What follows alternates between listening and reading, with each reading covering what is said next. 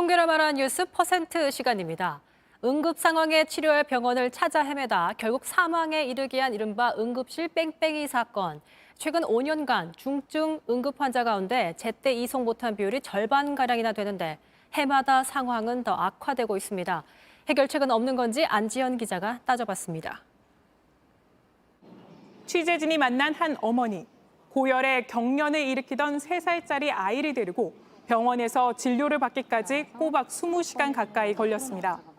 대형 병원 한 4-5군데를 다 119 대원님 전화를 해주셨는데 전부 다 자리가 없다. 부산에서 양산에 있는 그 병원까지 갔어요. 진료도 못 보고 밤늦게 여기 인천에 올라와서 인천에 있는 대학병원에 입원을 시켰거든요. 최근 잇따라 벌어진 이른바 응급실 뺑뺑이는 이러다 가족을 잃는 경우였습니다. 문제는 이 같은 일이 점차 늘어나고 있다는 겁니다.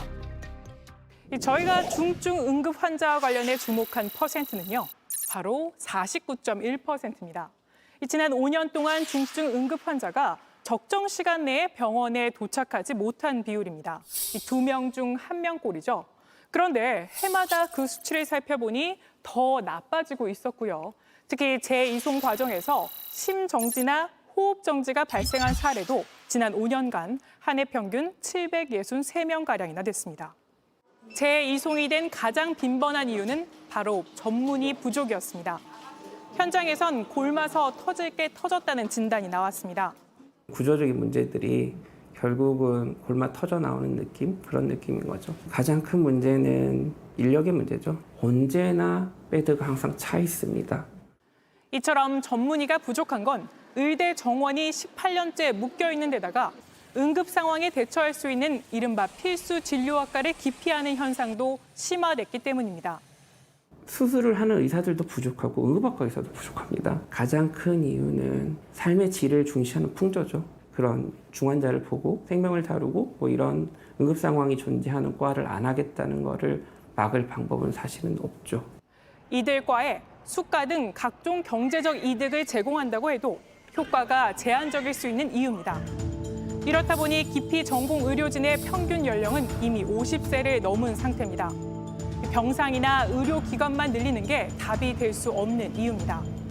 실제로 우리나라 인구 1000명당 의사 수는 2.5명으로 OECD에 비해 턱없이 부족하고 인구 고령화로 이대로면 12년 뒤인 2035년에는 2만 7천 명 넘게 의료진이 부족하다는 전망도 나옵니다. 다만 의료진 확대에는 시간이 걸리는 만큼 당장 취할 수 있는 대안은 응급 환자의 상당수를 차지하는 경증 환자를 분류하는 일입니다. 무엇보다 걸어 다니는 경증 환자들이 응급실로 오는 걸 줄여야 합니다.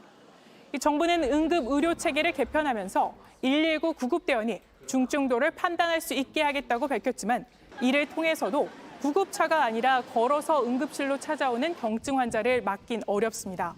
때문에 일본은 걸을 수 있는 환자는 아예 3차 병원 진입을 막았고 미국도 높은 응급 의료 비용으로 경증 환자의 진입을 사실상 제어하고 있습니다.